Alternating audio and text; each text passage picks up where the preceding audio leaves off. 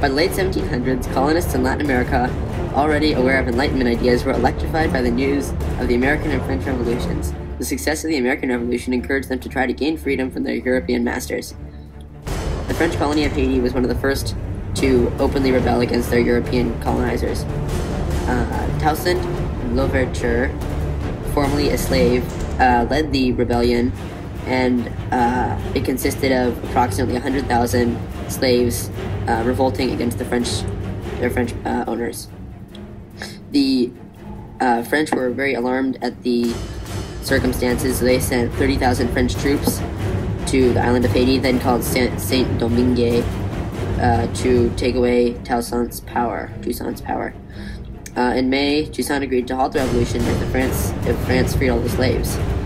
Despite the agreement, the French accused him of planning another uprising, and they executed him in April 1803.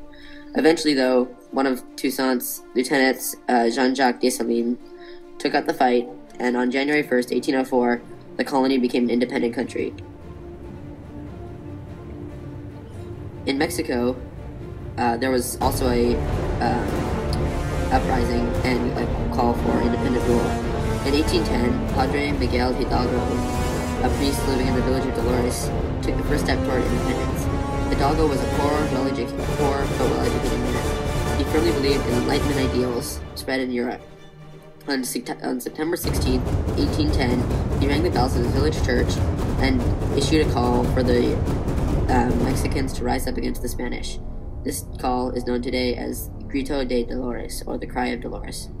The next day, Hidalgo's Indian and Mestizo followers began a march toward Mexico City. This unruly army soon numbered 80,000 men. The uprising of the lower classes alarmed the Spanish army and the Creoles, who feared loss of their property, control of the land, and their lives.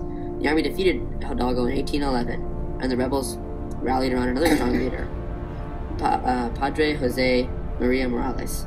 Morelos led the revolution for 4 years, but in 1815, another leader, a Creole named Augustin de Iturbide, defeated him. Mexico took another turn toward independence in 1820 when a revolution in Spain put a liberal group in power. Mexico's Creoles feared that the loss of privileges of the Spanish-controlled colonies would come soon after, so they were more in favor of Mexico's independence from Spain. Ironically, Augustin de Iturbide, the man who defeated the rebel Padre Morelos, proclaimed independence in 1821. Two Creole generals led South America to independence, Simon Bolivar of Venezuela and José de San Martín of Argentina. After winning independence for their homelands, the two joined forces to liberate all the Spanish colonies in South America.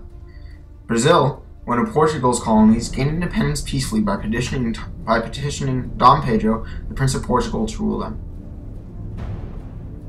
The Spanish society that was established in America was divided up into various classes. At the top of the class was the Peninsulares, who were people who had been born in Spain and had gone to the Americas to colonize and to take over large land holdings.